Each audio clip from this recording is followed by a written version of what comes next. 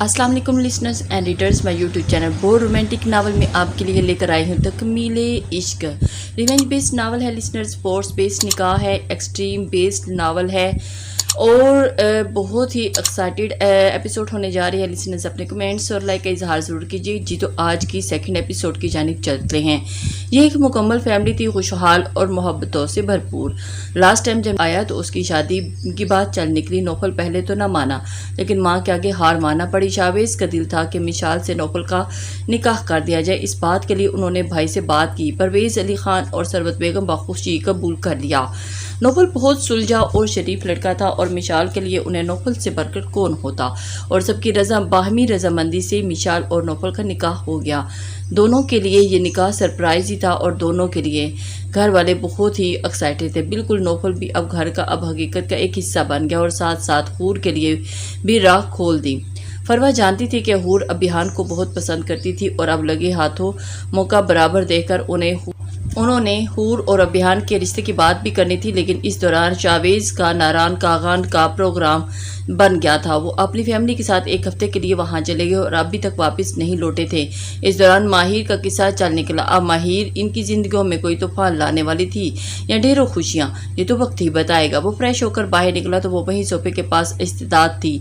Dressing room table के सामने खड़े होकर खुद को संवारते एक नज़र उस पर डाली और जो किन अखियों से अभियान को देख रही थी, अभियान की नज़र उसके हुलिये पर गई और उस वक्त वो मोम की नाजुक सी गुड़िया लग रही थी और सफेद रंग चमकती पेशानी बहुत पाकीज़ा और मासूम लग रही थी।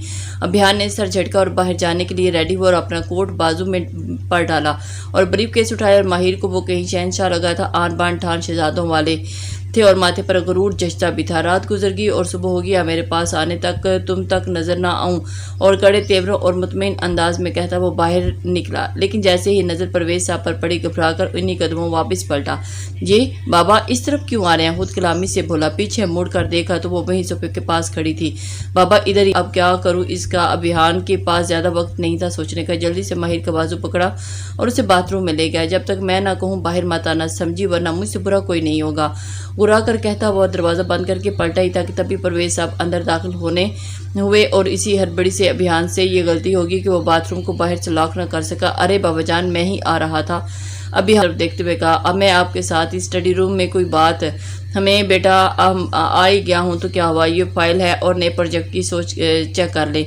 सोचा कि एक साथ ऑफिस निकलते। परवेज साहब ने अपने प्लान के बारे में बताया और डिस्कस की करते हुए जो कि एक पूरा स्टडी रूम जो अक्सर ही उसके रूम में आ जाते थे और फिर रूम्स के साथ मुंसलिक बैठकर अपनी मीटिंग कर लेते। लेकिन आज ये मीटिंग अभियान को बहुत भारी लग रही थी। अभी वो रूम में था, ऑफिस की तरफ बढ़ ही रहे थे कि चीखती चिल्लाती माहिर भागती हुई आई और आते ही अभियान के पीछे स्टडी रूम में चुप गई। प्लीज़ प्लीज़ प्लीज़, नहीं तो मुझे खा जाएगी वो। ये सब पलक झपकते हुए परवेज साहब पलटे और उस नस्वानी वजूद को देखने लगे जो उसके अभी साथ ही बरामद हुआ। अभियान के पीछे जा छुपा था। माशाल्लाह अभियान की जोड़ी पुश्त में बहुत ही बड़ी लड़की कहाँ नजर आई। परवेज साहब को लगा कि इन्हें धोखा हुआ है। अभियान के रूम में लड़की? नहीं नहीं, नामुमकिन। अभियान लपींचे और गुस्से काबू किए हुए खड़ा था और उसकी पुश्त से चिपकी दोनों हाथों से उसके बाजों को जकड़ी खड़ी थी। कौन हो आप? और सामने आ। परवेज साहब अपनी हैरानगी दूर करते हुए उसे बुला रहे थे और फिर परवेज साहब ने माहिर ने अभियान की पुश्त से एक साइड गर्दन झुकाकर झांक कर परवेज साहब को देखा और गहरी सबज कांच सी आंखें परवेज को हका बका रह गई और हैरत से उसकी आंखें फैल गई। सवालिया नजरों से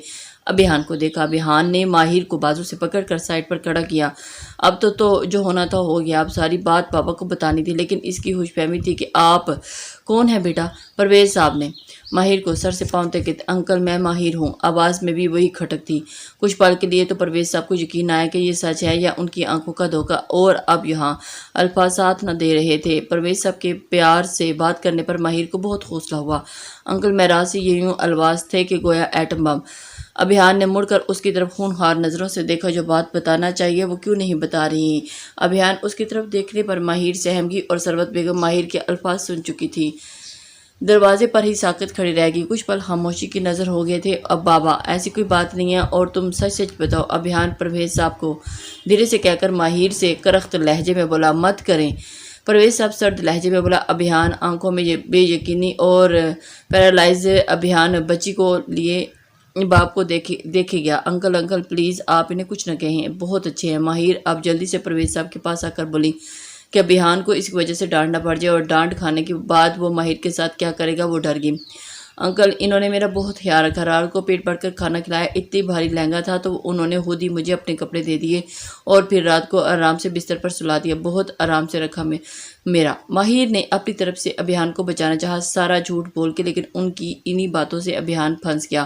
لہنگا ثروت بیگم کی سوئی لہنگے پر ہی اٹک گئی۔ انہوں نے اپنے کانوں پر یقین آیا، روم میں نظریں دوڑائی تو وہ سائیڈ صوفے پر ایک طرف لال رنگ کا لہنگا پڑا ہوا تھا۔ ثروت بیگم سر تھام کر رہ گئی، یہ سب کیا ہے؟ پرویز صاحب اب ذرا برہم ہوئے۔ بابا آپ مجھ پر شک کر رہے ہیں؟ ابیحان کو صدمہ لگا۔ آپ میرے ساتھ آئیں۔ پرویز صاحب یہ کہہ کر باہر نکل گئے اور ابیحان لا پیچھتے ہوئے غصے کی نظر ماہر پر ڈال کر پرویز صاحب کے پیچھے گئے۔ آنٹی پلیز آپ مت روئیں، انکل سے کہیں نا کہ وہ ان کو کچھ نہ کہیں، وہ بہت اچھے ہیں۔ نہ جانے کیوں ڈر کے مارے ماہر ابیحان کا نام تک نہیں لے رہی تھی۔ ثروت بیگم نے ایک نظر اس معصوم پر ڈالی جس کے چہرے پر ابیحان کے لیے پریشانی نمایاں تھی۔ ثروت بیگم کو سمجھ نہیں آ رہا تھا کہ اسے کیا پوچھے کہ وہ کون ہے، کہاں سے آئی ہے۔ بس اس کا چہرہ ثروت بیگم اور اس کے چہرے کی معصومیت میں کھو سی گئی تھی۔ انہیں یہ لڑکی بھلی اور معصوم لگی تھی جس کی عمر لگ بھگ 18-19 کے درمیان لگ رہی تھی۔ وہ بہت چھوٹی تھی لیکن ابیحان کے لیے بہت پریشان تھی۔ ثروت بیگم کھڑی ہوئی اور اس کے ساتھ پر ہاتھ پھیرا۔ میں آپ کے کھانے کے لیے کچھ بھجواتی ہوں اور کپڑے بھی، آپ یہ کپڑے چینج کر لیں پھر بات کرتے ہیں۔ ثروت بیگم ماہر کو ہکا بکا چھوڑ کر چلی گئی۔ یہ کیسی فیملی ہے؟ مجال ہے جو کسی نے مجھ سے ایک بار بھی پوچھا ہو کہ میں کہاں سے آئی ہوں، کیسے پہنچی؟ ماہر بیڈ کی سائڈ پر بیٹھ کر تبصرہ کرنے لگی۔ اسے سب گھر والے کم عقل لگے جبکہ حقیقت میں وہ کم عقلی کر گئی تھی جو اصل بات بتا کر ابیحان کو پھنسا دیا۔ ابیحان یہ سب کیا ہے؟ آپ ایسے کیسے؟ بابا آپ کو مجھ پر اعتبار نہیں؟ ابیحان کو دکھ ہوا، یہی تو دکھ کی بات دکھ دے رہی ہے۔ اعتبار اپنی جگہ لیکن جو ہم دیکھ کر آئے ہیں ابھی تو اسے فراموش نہیں کیا جا سکتا۔ لیکن بابا ابیحان بابا کبھی کبھار آنکھوں دیکھا غلط بھی تو ہو سکتا ہے۔ آپ مشال آپی اور ندا کو گھر لینے دیں اور اس کے بعد معاملہ آپ کا۔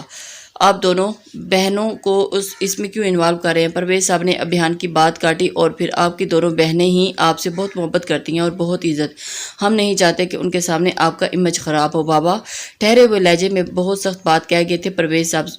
بابا سے ہی کہہ رہے ہیں، نہ جانے کون لڑکی ہے اور کس مقصد کے لیے ہے۔ نام تو اس نے مشال آپی اور ندا کا بھی لیا تھا لیکن کیا سچ ہے؟ کہہ رہی تھی کہ یہ جھوٹ۔ ابیحان سوچ میں پڑ گیا تھا۔ بابا میرا اس لڑکی سے کوئی تعلق نہیں، ابیحان کہنے لگا اس سے پہلے کہ پرویز صاحب بول پڑے۔ ابیحان کچھ بھی کہنے سے پہلے آپ یہ ضرور سوچ لیجئے گا کہ آپ کی بھی بہنیں رکھتے ہیں۔ وہ لڑکی جو کوئی بھی ہے ہم نہیں جانتے لیکن وہ رات بھر آپ کے ہی روم میں رہی ہے اور جس حالت میں تھی وہ بھی۔ پرویز صاحب ایک دم چپ ہو گئے۔ بابا میں نے صرف اس کی مدد کی تھی۔ ابیحان بے بس ہوا۔ مجھے آپ پر پورا یقین ہے لیکن بیٹا لڑکی کی عزت بہت نازک ہوتی ہے، ذرا سے بھی آنچ آنے پر سب کچھ ختم ہو جاتا ہے۔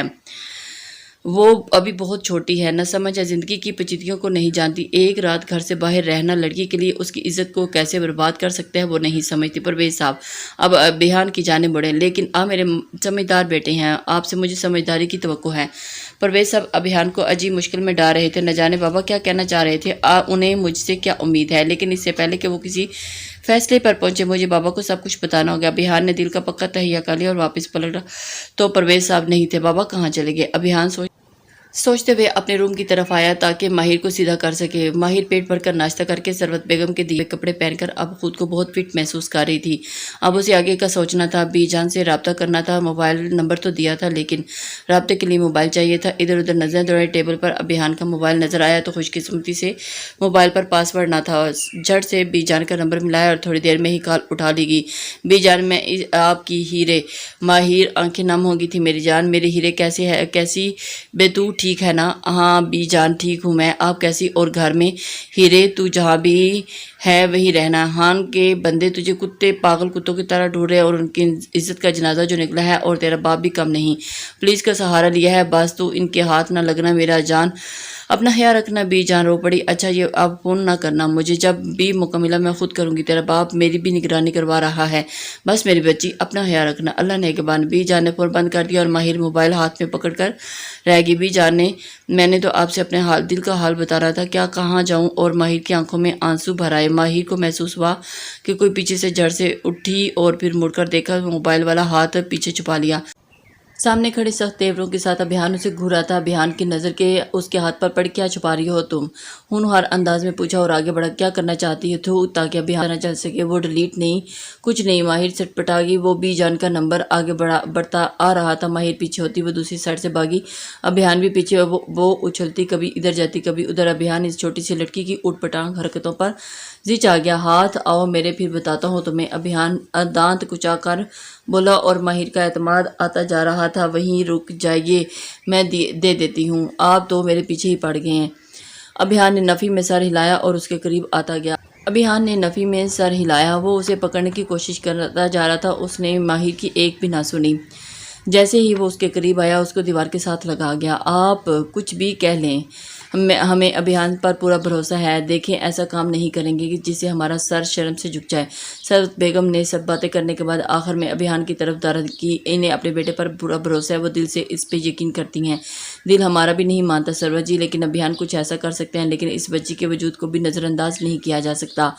परवेज साहब की परेशान कुन आवाज़ सरवत बेगम की सोच में पड़ गई। मैं इस लड़की से बात करती हूँ, देखती हूँ वो क्या कहती है। सरवत बेगम उठी थी कि अभियान के कमरे की जाने बढ़ी। वो परवेज साहब ने सख्ती से आंखें मूंद लीं और वो कुछ सोच रहे थे। सरवत बेगम अच्छे से जानती थी कि पुराने जख्म एक बार फिर ताज़ा हो गए हैं। अभियान जैसे ही उसकी जानिब बढ़ने लगा, माहिर फिर से एक ही जुस्त लगाते बेड पर चढ़ गया और दूसरी जानिब उतरने लगी। अभियान ने उसे जा लिया और उससे बचाते हुए वो बेड पर बुरी तरह जा गिरी, जबकि अभियान उसे पकड़ने के चक्कर में उसके ऊपर जा गिरा। इस बात का उसने अच्छा फ़ायदा उठाया और फिर उसने उसका हाथ, दोनों हाथ पैर काबू कर लिया थी। और लेकिन अभियान की गिरफ्त बहुत मजबूत थी। वो नाजुक सी लड़की उसकी गिरफ्त में भी हिल नहीं पा रही थी। अपनी सख्त आंखों से वो उसे घूर रही थी। अभियान ने उसके हाथ में मोबाइल लेना चाहा, लेकिन उसकी नज़र उनकी सबज गहरी आंखों में जा ठहरी, जिसमें हल्की हल्की नमी थी। इतना मुकम्मल और पाक हुस्न आज तक अभियान ने कभी नहीं देखा था अपनी सारी ज़िंदगी में, और उसने इस तरह का हुस्न नहीं देखा था आज तक। किसी लड़की को अपने करीब ना आने देने वाला अभियान परवेज़ खान इस वक्त एक ऐसी लड़की के हिसार में मुक़िद हो रहा था जिसे वो जानता तक न था। माहिर अभी भी बिन पानी के मछली की तरह तड़प रही थी और बहुत कोशिश कर रही थी कि अभियान को हटा सके, जबकि वो तो मुकम्मल ही सुन्न हो गया था। उसकी एक हार्ट बीट मिस हुई। अभियान आवाज़ पे वो चौंका और होश में आया। मोबाइल हाथ में थामे वो झट से अपनी जगह से उठ खड़ा हुआ। माँ को देखकर थोड़ा शर्मिंदा हुआ, जिनकी आंखों में इंतहा दर्जे की हैरत थी। माहिर भी उठते हुए फ़ौरन एक तरफ नज़रें झुकाकर खड़ी होगी। उसे भी पहली बार ज़िंदगी महसूस हुई। ममा जान, वो अभियान ने कुछ कहना चाहा, लेकिन उनकी नज़रों में एक अजीब सी कैफियत देखकर वो एकदम चुप हो गया। आपको बाबा बुला रहे हैं। इससे पहले कि वो कुछ सरवत बेगम ने इंतहाई संजीदगी से उसे कहा। अभियान ने माथा मसला और कटीली नज़र पलटकर माहिर पे डालता हुआ बाहर निकल गया। सरवत बेगम वो जो बाहर के सामने बेटे के सामने साय ले रही थी और अब खुद भी डगमगा रही थी। आंटी, माहिर ने नम आंखों से सरवत बेगम को पुकारा। सरवत बेगम ने उनकी आंखों में कुछ था कि माहिर नज़रें चुरा गई और सरवत बेगम बाहर निकल गई। ना चाहते हुए भी सरवत बेगम, ओ मेरे अल्लाह, कहाँ फंस गई हूँ मैं? मुझे तो कुछ समझ नहीं आ रहा। कोई मेरी बात सुनने के लिए तैयार नहीं। मुझे यहाँ से निकलना होगा इससे पहले कि मज़ीद मैं यहाँ मुसीबत में फंस जाऊँ। माहिर ने इधर उधर देखा और चुपके से बाहर निकली। वो जितनी जल्दी हो वहाँ से निकल जाना चाहती थी। बाबा, मामा, आप ये क्या कह रहे हैं? अभियान का दिमाग घूमा था। परवेज़ खान और सरवत बेगम ने इंतहाई कदम उठाने को कहा था। अभियान, हम एक इज़्ज़तदार घराने से ताल्लुक़ रखते हैं। हमारी रवायात और इक़दार हमें हरगिज़ इस बात की इजाज़त नहीं देती कि हम किसी की बहन बेटी को इज़्ज़त ना समझें। आपका कहना है कि मैं इसकी मदद की और सिर्फ इतना ही कि, लेकिन बात यह भी है कि उसने पूरे रास्ते आपके रूम में गुजारी। अभियान ने इस बात पर सर उठाकर नहीं देखा। आज वो सुबह होते ही गलत साबित हो रहा था और सिर्फ इसी वजह से वो रात भर उसके कमरे में रही थी। अभियान बेटा, वो रात को ही हमें बता देना चाहिए था। वो मुझे या अपने माम को या बाबा को, तब ही कोई रास्ता निकाले थे। लेकिन आपने तो हमारे लिए सारे रास्ते ही बंद कर दिए। ये सब देखकर हम अपनी आंखें बंद नहीं कर सकते। परवेज़ खान का कहा गया हर लफ्ज़ ज़र्ब बन के अभियान के दिल पर जा लगा। उनका बस नहीं चाह रहा था कि वो इस लड़की का गला घोंट के दे मारे। अगर आपकी नज़रों में मैं गलत हूँ तो ठीक है, आप जो भी सज़ा देंगे मुझे कबूल है। मज़ीद मुझे अपनी सफाई में कुछ नहीं कहना। अभियान अपनी रिजर्व सी तबीयत पे वापस लौट आया। जो पे दुनिया के लिए था, आज अपने वालिदैन के लिए भी वैसा हो गया। वही सरसपाट लहजा अपने अंदर की तकलीफ़ अंदर ही छुपा गया। मज़ीद ना कुछ कहने की कसम खा ली। जब वालिदैन ही एतबार नहीं था तो वो औरों को अपने अल्फाज ज़ाया नहीं करता। एक चुप रख ली और باہر نکل آیا، ایک گہرا سرد سانس خارج کیا۔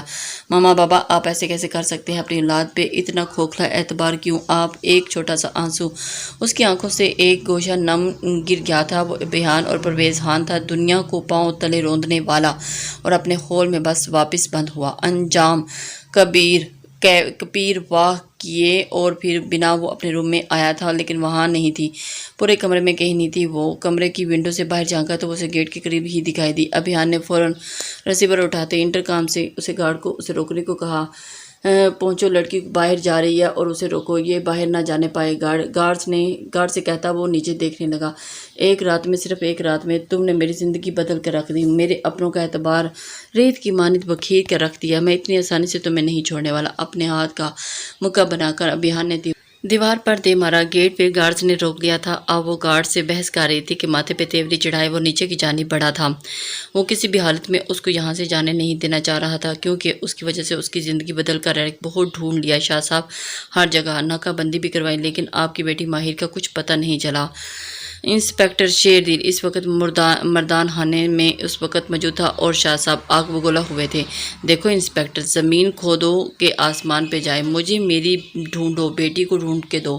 اگر وہ ملکوں کے ہاتھ لگی تو جانتے ہو نا کہ اس کے ساتھ کیا کریں گے۔ آفتاب صاحب اس وقت بے بس باپ کی صورت میں نظر آ رہے تھے۔ آپ فکر نہ کریں شاہ صاحب، ہم زمین آسمان ایک کر دیں گے، لیکن آپ کی بیٹی کو صحیح سلامت ڈھونڈ کے آپ تک پہنچا دیں گے۔ آپ فکر نہ کریں، بس دعا کریں کہ وہ جہنم کی حدود سے باہر نہ نکلی ہو۔ پولیس انسپکٹر صاحب آفتاب صاحب کو ایک تسلی دے رہے تھے۔ انسپکٹر شیردل تو اپنے کہہ کے جا چکا تھا، لیکن آفتاب علی شاہ کا غصہ ساتھ میں آسمان پہ تھا۔ بس ایک بار مل جائے وہ بدذات، اپنے ہاتھوں سے زندہ زمین میں گاڑ دوں گا۔ اس نے تو اسے روک لیا تھا، وہ کیپر کو لیے اور پھر مینیجر نوفل کے روم میں بڑا اور میں کم ان سر۔ رضا اجازت لے کر نوفل کے روم میں انٹر ہوا۔ جی میں بعد میں بات کرتا ہوں۔ نوفل جو فون پر تھا اب فون بند کر رضا کی طرف متوجہ ہوا۔ سر، یہ میجر رحیل نے کیس کی فائل دی ہے اور آپ سے ڈسکس کرنے کو کہا ہے۔ میجر نوفل نے فائل کے اوپر نام پڑھا تو دماغ کی رگیں تن گئی۔ دل نواز خان آنکھوں میں خون کے شرارے دھکنے لگے۔ بیتے کل کی یادیں دماغ پر گردش کرنے لگی اور سختی سے آنکھیں بند کر کے واہ کی۔ اب وہ بالکل ریلیکس تھا۔ کیپٹن رضا، یہ کیس بہت کمپلیکیٹڈ ہے اور جان کا بھی بہت بڑا رسک ہے۔ خطروں کے کھلاڑی تو تم ہو ہی، لیکن اس کیس میں واقعی جان کا خطرہ ہے، کیونکہ یہ عام کیسوں سے ہٹ کر ہے اور اس میں وڈیرے لوگ بھی شامل ہیں جو نام کے تو بہت شریف اور نفس ہیں، لیکن کام کے شریف نہیں۔ بہت گھنونے کام ہیں ان کے، گینگسٹر ہیں پورے کے پورے۔ سنبھل کر، یہ کیس میں آپ کو اس لیے دے رکھا ہوں تاکہ آپ اس کیس کو ہینڈل کیجیے گا۔ الحمدللہ اللہ نے ہر موڑ پر کامیابی دیا، لیکن ان کیسز میں سالو اب تک جو کیس ہم نے سب سے زیادہ خطرناک کیس ہے، جن میں بڑے نام شامل ہیں، جن پہ ہاتھ ڈالنا آسان نہیں اور ان کو پکڑ کر سزا دینا تو اتنا ہی مشکل ہے۔ سر، آپ بے فکر رہیں، انشاءاللہ ہم ہی اس کیس کو حل کر کے چھوڑیں گے۔ اور تھوڑا توقف کیا اور اپنی جگہ سے اٹھا۔ اس کیس میں بڑے نام جڑے ہیں جن پر ہاتھ ڈالنا شیر لانے کے مترادف ہوگا، جن پہ بڑا خطرہ ہے۔ تھوڑا گردن ترچھا کر کے اسے دیکھا، ہوگا امپاسبل ایک بار آگے بڑھے تو پلٹنا۔ سر، اس وطن کے دشمنوں کو کیفر کردار تک پہنچانے میں اگر جان بھی چلی جائے تو مجھے کوئی پرواہ نہیں۔ یہ جان اسی لیے تو ہے اپنے وطن پر قربان ہو سکے، اس کا حق ادا ہو جائے، ایک عزم سے رضا نے کہا۔ میجر نوفل نے سر سراہا اور پھر we need this spirit. Good, very good, لیں یہ فارم فل کریں۔ اور یونیورسٹی میں اب آپ ایک ہی سیکرٹ مشن پہ ہیں، ہم جیسے سیکرٹ انٹیلیجنس کے لیے، باقی ڈینٹل رات کو ہی فلیٹ میں ڈسکس کر لیں گے ڈیٹیل۔ مجھے نوفل سے مسکراتے ہوئے کہا، میجر نے نوفل سے مسکراتے ہوئے کہا، میں ہی کھو گیا، بہت پراسرار شخصیت تھی، ہر روپ میں یہ انسان آفت لگتا ہے۔ سمائل کیپٹن رضا میجر نوفل کی انتہائی پرکشش کے سامنے ماتحت بنائے۔ میجر نوفل کیپٹن رضا کے سینئر تھے اور دونوں یونیورسٹی کے دوست تھے۔ جو رضا جونیئر تھا جبکہ نوفل سینئر۔ ایج ڈفرینس بھی بہت زیادہ نہ تھا، کیپٹن رضا 4 سال نوفل سے چھوٹا تھا، لیکن ان کی دوستی مثالی تھی۔ بوقت نوفل نے یونیورسٹی سے پاس آؤٹ کر کے ملٹری جان کر لی تھی، لیکن رضا کی پڑھائی کافی لیٹ مکمل ہوئی، جس کی وجہ سے وہ کیپٹن تھا اور نوفل انڈر میں تھا، اور بہت خوش تھا کہ یہاں ایبٹ آباد میں وہ رضا ایک ہی فلیٹ میں رہتے تھے۔ نوفل کے نمبر پہ ندا کی کال آ رہی تھی اور نمبر دیکھتا وہ مسکرا اٹھا۔ ندا کی کال دیکھتے ہی اب میں آپ سے بعد میں بات کرتا ہوں، رضا یوں میں گو نہ ہو۔ رضا مسکراتا ہوا باہر نکلا۔ کیسی ہیں نوفل بھائی؟ ندا کی چہکتی ہوئی آواز کانوں میں پڑی۔ الحمدللہ، آپ سنائیں کیسے حالات ہیں؟ نوفل مکمل اس کی طرف متوجہ ہوا۔ حالات تو بڑے خراب ہیں۔ پاس بیٹھی مشال کو دیکھا جو اسے گھور رہی تھی۔ وہ سمجھ گیا تھا کہ میری کلاس کی ٹائم ہو رہا ہے اور میں چلی۔ اب آپ سے ان سے بعد میں بات کریں گے، باہر۔ ندا مشال کو موبائل تھامے خود نکل گئی تھی۔ مشال نے دھڑتے دل سے موبائل کان سے لگایا۔ ہیلو بمشکل ہلکی سی آواز نکلی۔ کیسی ہیں؟ گمبھیر لہجے میں پوچھا گیا۔ آپ بزی تو نہیں تھے؟ ندا نے آپ کو کال کر کے تنگ تو نہیں کیا؟ نہیں تو آپ کیسی ہیں؟ نوفل جانتا تھا کہ وہ گھبرا رہی ہوگی، اس لیے خود کو باتوں کا آغاز کیا۔ جی ٹھیک ہوں۔ مشال کو سمجھ نہیں آ رہا تھا کہ کیا کہہ، دل تھا کہ دھڑک دھڑک کر باہر آ رہا تھا۔ مشال، نوفل نے اتنے جذب کے عالم میں کہا کہ مشال کو لگا کہ اس کا دل باہر آ جائے گا، نہ جانے کیا کہنے والا تھا۔ آپ ٹھیک ہے نا؟ نوفل اس کی خاموشی سے پریشان ہو گیا۔ جی میں ٹھیک ہوں، وہ بس ایسے ہی۔ مشال کنفیوز ہو رہی تھی اور نوفل کی مسکراہٹ گہری ہو رہی تھی۔ پڑھائی کیسی جا رہی ہے آپ کی؟ نوفل نے اسے ریلیکس کرنا چاہا۔ جی اچھی جا رہی ہے، مختصر جواب دیے جا رہی تھی وہ۔ مکمل کب ہوگی؟ نوفل اب ذرا سی اپنی جون میں واپس آیا۔ ہو جائے گا۔ اب مشال بڑے اعتماد سے جواب دینے لگی۔ کمپلیٹ، بس 2 ماہ میں کورس کمپلیٹ ہو جائے گا۔ وہ آگے کیا ارادے ہیں؟ نوفل نے تنگ کیا۔ آگے ابھی سوچا نہیں۔ مشال کو اس کی بات سمجھ میں نہیں۔ اگر نہیں سوچا تو مشورہ دے سکتا ہوں۔ مسکراہٹ ابھی بھی گہری تھی۔ جی بالکل بولے مشال ہمتن گوش اسی کی بات سن رہی تھی۔ رخصتی کی تیاری کر لیں کہنے کے ساتھ ہی ایک دم چپ ہو گیا۔ اور مشال؟ جی مشال حیرت سے بولی اور کان کی لو تک گرم ہو گئی تھی۔ دل عجیب لے پہ دھڑکنے لگا اور اتنے سیدھے سادے الفاظ میں بول دیا، اس جی کو میں ہاں سمجھوں مسز مشال۔ نوفل شاہ اب مکمل اس پہ حاوی ہوتا، اس کے لفظوں کا سحر پھونک رہا تھا اور اس کی آنکھیں اتل پتل ہونے لگی تھی، جو نوفل بآسانی سن سکتا تھا۔ اور آنکھیں بند کیے وہ مشال کو خود کے قریب محسوس کر رہا تھا۔ نکاح کے بعد وہ لڑکی نوفل کو دل و جان سے عزیز ہو گئی تھی۔ لفظوں سے اظہار کبھی نہیں کیا، لیکن وہ دل پر قابض ہو گئی تھی، یہ وہ اچھی طرح جانتی تھی۔ رکھتی ہوں، کلاس کا ٹائم ہو گیا ہے۔ مشال سے کوئی بات نہ بن پائی۔ وہ خدا حافظ کہتے فون بند کر کے لمبا سانس خارج کیا اور پیاری سی مسکراہٹ اس کی پیاری سی لڑکی کے چہرے پر بہت بھلی لگ رہی تھی۔ دوسری طرف نوفل کھل کر مسکرایا۔ مشال کا شرمانا نوفل کے دل پر اثر کرتا تھا، اسی وجہ سے وہ جب بھی اسے بات کرتا تو اسے شرمانے پر مجبور کر دیتا، دل پر اثر کرتا تھا۔ اور چھوٹی چھوئی مویشی جیسا انداز نوفل کا تو اس کے قریب لے جاتا تھا۔ اور ایک بار پھر بیل ہوئی۔ مسکراہٹ کی جگہ سنجیدگی نے لے لی، لیکن اس بار نمبر دیکھ کر نوفل کے چہرے پر یکدم ہپکی چھا گئی اور دانت پیسنے لگا۔ جھٹ سے فون اٹھایا اور کان سے لگایا۔ دوسری طرف سے شخص کی باتیں نوفل کے غصے کو بہت ہوا دے رہی تھی۔ اس کا بس نہیں چاہ رہا تھا کہ سامنے والے شخص کو ہمیشہ کے لیے ختم کر دے یا چپ کروا دے۔ کال بند ہو چکی تھی، لیکن نوفل کا غصہ تھا کہ کم نہیں ہو رہا تھا۔ موبائل کو ٹیبل پر پٹکا اور دماغ لڑانے لگا۔ واقعی بہت انجوائے کیا، مزہ آ گیا، آج ہی واپس لوٹے تھے۔ واقعی حور اور نور دونوں چہکتی ہوئی گھر داخل ہوئی۔ خود مسز پروا اور مسز شاویز بھی ساتھ تھے۔ سبھی مطمئن اور ڈرائنگ روم میں داخل ہوئے۔ مسٹر پرویز اور مسز ثروت وہیں موجود تھے اور پھر ملنے ملانے کے بعد سیڑھیوں سے اترتے ہوئے ابھیان پر نظر پڑی جو نیچے اتر رہا تھا، وہیں سیڑھیوں پر جم گیا۔ اور ماہر جو مسز ثروت کے پیچھے ہی چپکے تھی کھڑی تھی، دھیرے سے سلگ سامنے آ گئی۔ شرماتی لے جاتی ہوئی چھوٹی سی پیاری سی لڑکی مسز پروا کی سب سے پہلے نظر پڑی، مسکرا کر آگے بڑھی۔ ارے بھئی یہ پیاری سی گڑیا کون ہے؟ مسز پروا کے لہجے میں پیار تھا۔ سبھی کی نظریں اس بار اس کی طرف اٹھی۔ یہ ماہر ہے۔ مسٹر پرویز نے لمبا سانس خارج کیا، مزید گویا ہوئے، میرے مرحوم دوست کی بیٹی، آج سے اسے لے کر آئے ہیں گھر، اور اس کے والد کی ڈیتھ ہو گئی ہے اچانک، تو کوئی اپنا نہیں تھا، یہ اپنے ساتھ گھر لے آئے۔ پرویز صاحب نے بات بنائی۔ مسز ثروت اور مسٹر پرویز خان نے ابھیان کو ماہر کو لے کر کہانی بنائی تھی۔ مسز پروا نے اسے آگے بڑھ کر گلے سے لگا لیا۔ مسز ثروت نے پرویز صاحب کو بتائی ہوئی باتیں سر اسبات میں پائیں اور اشارہ کیا اور ان سب کو پوری باتیں بتائیں۔ آپ بہت پیاری ہو بیٹا، مسز پروا نے مسکرا کر کہا۔ مسٹر شاویز نے بھی ماہر کے سر پر ہاتھ پھیرا۔ ابھیان بھی نیچے کی جانب بڑھایا اور یہ میلو ڈرامہ دیکھنے لگا جس کا کچھ ہی دیر میں ڈراپ سین ہونے والا تھا۔ ہاں میرے بھائی، حالات ایسے ہو گئے تھے، نکاح کرنا پڑا، اسی وجہ سے کچھ سوچے سمجھے نکاح ابھی وہ سب سے ملتا۔ مسٹر پرویز نے بم پھوڑا۔ ہاں یہاں گھر لانے سے پہلے ماہر اور ابھیان کا نکاح کروا دیا گیا ہے اور اب ماہر اس گھر کی بہو ہے۔ مسٹر شاویز صاحب جو آگے بڑھ کر ابھیان کو گلے لگانے والے تھے، بھائی کی بات سن کر وہیں ڈھہ گئے۔ اور پلٹے اور پھر پتھر کے ہو گئے جھٹکے تو مسز پروا اور نور کو بھی لگے تھے، جبکہ حور کے چہرے پر تو ناگواری صاف دکھ رہی تھی۔ یہ آپ کیا کہہ رہے ہیں بھائی صاحب؟ شاویز صاحب حیران ہوئے۔ مسٹر پرویز نے بھائی کے قریب جا کر ان کے کندھوں پر ہاتھ رکھا، ان کا سر جھک گیا۔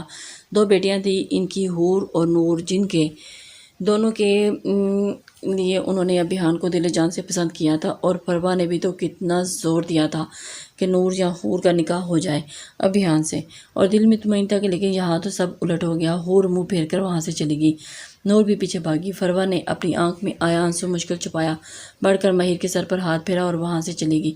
شاویز صاحب نے ابھیان کے کاندھے پر تھپکی دی اور شکوہ کرنا نظریں پرویز بھائی پر ڈالی اور اندر بڑھ گئے۔ شاید وہ برا مان گئے تھے۔ سرورت بیگم نے پرویز صاحب کو کاندھے پر ہاتھ رکھا تو وہ گہری سانس لے کر رہ گئے۔ ابھیان ایک پرانی نظر ماں باپ پر پڑی اور ڈالی اور ایک زہر ہندہ نظر ماہر پر ڈالتا ہوا باہر کی طرف بڑھ گیا، جبکہ ماہر سوچے چلی جا رہی تھی کہ آخر یہ سب اتنی جلدی کیسے ہو گیا۔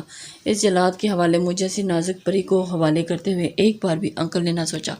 ماہر برا منہ بناتی وہیں کھڑی رہی اور اسے رہ رہ کر بی جان کی یاد آ رہی تھی۔ ایک نکاح سے بچ کر وہاں سے نکالا اور یہاں پھر سے نکاح کے بندھن میں بند کی۔ جب نصیبوں میں ہی نکاح کی قید تھی تو ماہر تو جہاں بھی چل جائے نکاح تیرے پیچھے پیچھے ہی تھا۔ ماہر کا دماغ عجیب سی سوچیں سوچ رہا تھا، اس بات سے انجان کے آنے والے وقت میں اس پیاری سی چھوٹی سی لڑکی کے لیے کتنی مشکلات آنے والی تھی۔ حور روم میں آتے ہی بدخواسی ہوگی اور جوتے اتار کے دور پھینکے اور موبائل بیڈ پہ اچھالا اور بیڈ پر بیٹھتے ہی آنسو پر ضبط کرتے ہوئے آنسو بہانے لگی۔ مسز پروا اور نور دونوں ہی آگے پیچھے روم میں آئی۔ جو حور میری بچی، مسز پروا تڑپ کر اس کے پاس جا بیٹھی۔ ماما کیوں کیا آپ نے؟ تایا ابو نے پھٹ پھٹ کر ماں کے گلے لگ کر روئے جا رہی تھی۔ ماما آپ جانتی ہیں نا، آپ نے کہا تھا نا کہ آپ کریں گی بات، کیوں ہو گیا یہ سب؟ وہ خود کو سنبھال نہیں پا رہی تھی۔ ابھیان کو کھونے کا احساس اسے اندر ہی اندر مار دیا۔ بیٹا میری جان بس کرو، اسی میں خدا کی بہتری ہوگی۔ ٹوٹے دل سے بیٹی کو دل کو سنبھالنا چاہا جو اور بھی کر رہی تھی۔ نہیں ماما یہ اتنا آسان نہیں ہے، ابھیان میری محبت ہے، نہیں کر پا رہی تھی ایکسیپٹ۔ حور تڑپ کر بولی، اور وہ بھی ابھی۔ بیٹا یہ بات ابھی یہیں ختم کر دو، اب وہ کسی اور کا ہو گیا ہے اور یہ بات اس چار دیوار سے باہر نہ نکلے۔ مسز پروا اس پر برہم ہوئی۔ ماما یہ آپ کیا کہہ رہی ہیں؟ آپ سب جانتی ہیں۔ اس کے باوجود حور نے تڑپ کر ماں کو دیکھا اور اٹھ کر دور جا کر کھڑی ہوگی۔